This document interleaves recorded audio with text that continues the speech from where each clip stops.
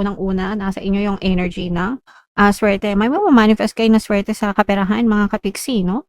May mga mama-manifest kayo na swerte sa kaperahan or parang ano guys, parang hinahatak niyo papalapit yung swerte, sa buhay niyo, mga kapiksi. So, pagdating sa swerte guys palagi lang kayong,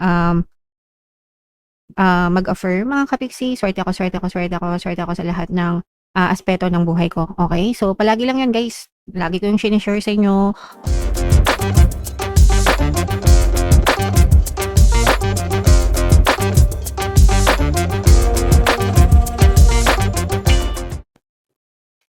Hello guys, hello Leo, welcome back to Pinoy Pixie Tarot. Ang pamagat ng episode natin for tonight is first half kapalaran para ngayong July 1 to 15 para sa Leo, Sun, Moon, Rising Sign, and Venus. Unahin natin tong deck na to guys. Ito yung mga angel messages or mga paparating, mga pwede nyong ma-experience. So ito guys, may mga plano, may mga strategy kayo in place, guys, no? And kailangan nyo lang, magstay diyan sa mga plano nyo. Make sure na kumikilos kayo, make sure na talagang sinusunod yung mga plano nyo sa buhay. And pwede rin naman yung magbago guys kasi nagbabago yung mga plano natin depende dun sa gusto natin. Kasi yung gusto natin, palaging nagbabago din yan, mga kapiksi. Ang importante is, kapag nagbago yung gusto nyo, you also adjust your necessary actions, no? Ang importante is may action, may pagkilos guys para makita kayo ng progreso nyo, sa buhay. Okay? So, yan yung first message para sa inyo. Another message, ito naman guys, you feel a little bit introverted right now na parang gusto nyo munang mag-focus sa sarili nyo. Parang you want to shut off yourself, no? Gusto nyo ilayo yung sarili nyo sa mga gulo, ng mundo, sa ibang tao, guys. Gusto nyo munang, mag-focus sa sarili nyo. And ganun, tama naman yun guys. May mga times talaga na dapat pina-priority natin yung sarili natin para magkaroon tayo ng progress. Hindi natin kailangan makisunod sa mga trending, yung nakikita natin sa ibang tao, 'di ba? Hindi natin kailangan palaging nakikisunod, as long as you go on your own pace and kumbaga yung tipong komportable ka sa sarili mo. Ang i-priority mo is yung sarili mo. Sometimes yung tinatawag nila na, disconnect from, social media, 'wag lang sa Pixie guys,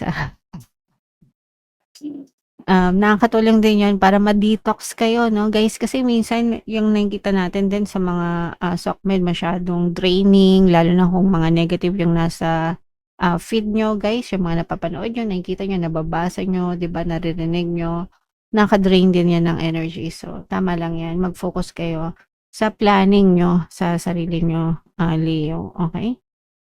Alright. And, another message guys para sa inyo is, eto naman, mag-ingat kayo guys kasi baka magkasakit kayo, no? So, or puwedeng hindi kayo pero yung, baka may magkasakit sa mahal niyo sa buhay. Papasok na yung actually tag-ulan na, wet season na tayo mga kapiksi. Pero naghahalo pa rin yung init at lamig and, uso yung sakit. So, ingat-ingat na lang tayo, guys. 'Pag lumalabas kailangan palagi magdala ng payong, 'di ba, para proteksyon. Yeah. So, ingat-ingat guys. Ito naman yung ating, love message or love advice, Leo, para sa inyo ngayong, season na 'to. Babasahin natin. Patience and faith will reveal the true depth of their feelings for you. And in time, all that has been hidden will come to light. So, eto guys, 'di ba, panahon lang yung makakapagsabi kung ano talaga yung totoong intention sa'yo ng, person. Magre-resonate ito dun sa mga nasa situationship pa lang, no, yung hindi pa relationship or minsan kahit na in a relationship na, katagalan doon yung malalaman talaga kung totoo ba yung person sa inyo or hindi, guys, no? So, lumabas man diyan, maganda man or hindi maganda, time will tell, ika nga, no? But, at least malalaman niyo din yung totoong intention. So, if merong mga nanliligaw sa inyo or nagkakagusto sa inyo or nasa situationship kayo guys, kalma lang, no? Wag niyong ibigay lahat. Make sure na alam niyo muna yung totoong intention ng person. Kasi minsan, naloloko sa mga pakilig-kilig, no? Love is not about kilig at all. It's about finding or knowing their true intentions sa inyo, Leo. Okay? Right. So, yeah. Comment down below if naka-resonate kayo dyan. Mga kapiksi, shuffle natin to. Hanapin natin yung energy ng Leo, guys, habang sinashuffle ko to. Panoorin nyo muna yung video natin regarding sa ating paano mag-manifest ng abundance video course. Kapiksi, sawa ka na ba sa mga struggles at hirap sa buhay mo? Masipag ka ba at masikap sa buhay ngunit hindi ka pa rin umaasenso? Ilang beses ka na bang nag-attempt mag-negosyo at mag-invest pero palagi ka pa rin nalulugi? Sa pagkakataon na ito ay maaaring may subconscious beliefs ka na nagiging balakid sa iyong pag-unlad at pagyaman. Introducing, paano mag-manifest ng abundance video course. Dito ay matututunan mong ma-overcome ang mga balakid mo para tuluyan ka ng umunlad, umasenso, sumagana, maging matagumpay, successful at maswerte sa iyong kabuhayan, pera, trabaho, negosyo, salapi at kaperahan ng bonggang-bongga. Dali, mag-send na ng email sa pinoypixie@gmail.com at simulan na ang iyong pagyaman ngayon. Alright, so sa lahat ng gusto mag-avail ng course guys, naka-flash sa screen yung mga available courses dito sa ating channel. Sa mga interesado, mag-send lang kayo ng email sa pinoypixie@gmail.com. And sa mga naghahanap ng pampaswerte guys, meron tayong money shaker jar. Ito yun guys, no? Super liit na bote pero super effective nito. Super powerful guys, ang dami nang sumasukses dito. Palagi ako nag-post ng success stories. At saka ito guys. So ito yung ating WhatsApp number. Chat nyo lang ako dyan mga kapixie. So Leo, kayo ay represent ng King of Wands. So this is a very very positive set of energies para sa inyo guys. Unang-una, nasa inyo yung energy ng swerte. May mamamanifest kayo na swerte sa kaperahan, mga kapiksi, no? May mga mamamanifest kayo na swerte sa kaperahan or parang guys, parang hinahatak nyo papalapit yung swerte sa buhay nyo, mga kapiksi. So pagdating sa swerte guys, palagi lang kayong mag-affirm, mga kapiksi, swerte ako, swerte ako, swerte ako, swerte ako sa lahat ng aspeto ng buhay ko. Okay? So palagi lang yun guys. Lagi ko yung sinishare sa inyo, o kaya naman kung gusto nyo sabihin, I am God's favorite, diba? I'm always fortunate, whatever guys, as long as tinutulungan nyo yung sarili nyo para malagay kayo dun sa state of fortunate talaga, mga kapiksi. Pero ito guys, talagang nararamdaman natin na nahahatak nyo, papalapit yung swerte sa buhay nyo. Lalo na guys, pag mag-avail kayo nito, as in, ang dami na talagang sumaswerte dito.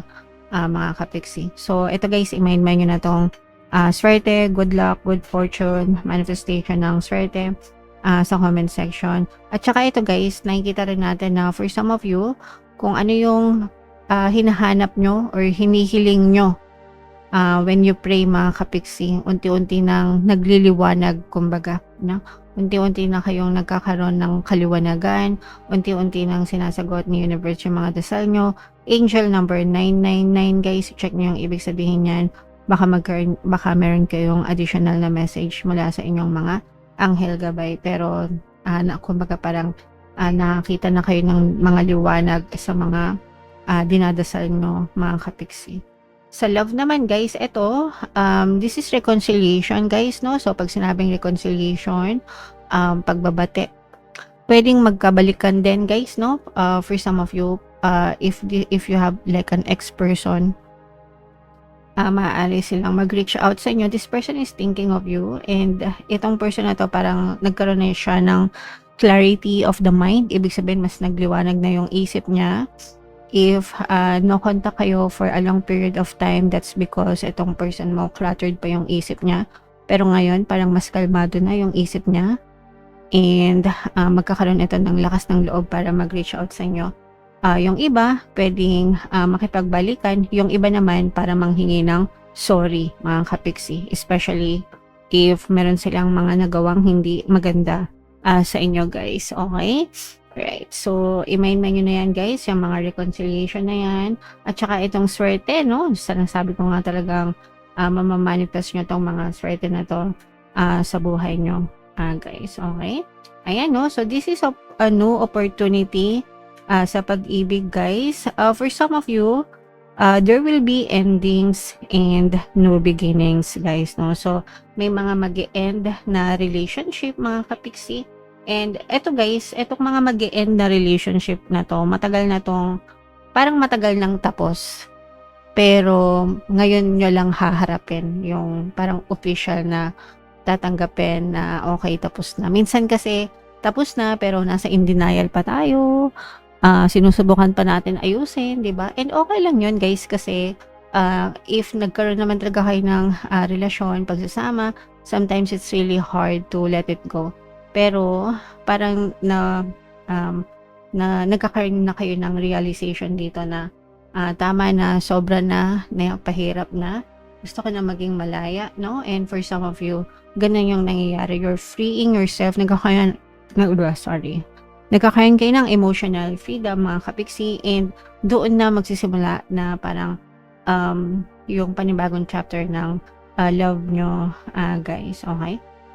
Alright, so for some, there are reconciliation sa love. Yung iba naman, giving up on old para i-welcome or maging ready sa new. Okay? So, kailangan ganun. May mawala, may papalit, may papasok na bago, mga kapiksi. Alright? And ito yung energy ng success. So, magandang combo talaga ito, guys. Energy ng success, tagumpay, victory, triumph, swerte, good luck, good fortune, at saka manifestation, guys. So, yan talaga yung mamamanifest nyo. Yan talaga yung strong energy nyo na very, very positive sa inyo. So, sa-success talaga kayo and saswertehan kayo sa buhay ng bonggang-bongga, Leo. So, wag nyo na itong pakawalan. I-claim nyo na sa comment section, mga kapiksi. Okay? Alright. So, triple combo yan, guys. Triple hit. Triple combo. So, comment down below if naka-resonate kayo, and for more tarot readings, guys, ito yung playlist nyo. Ito naman yung ating success stories ng paano mag-manifest ng abundance with yung curse. Panoorin nyo itong video natin, guys, about money shaker jar. Thank you for liking, sharing, and subscribing. See you next time, guys. I love you all. Have a nice day. Bye-bye.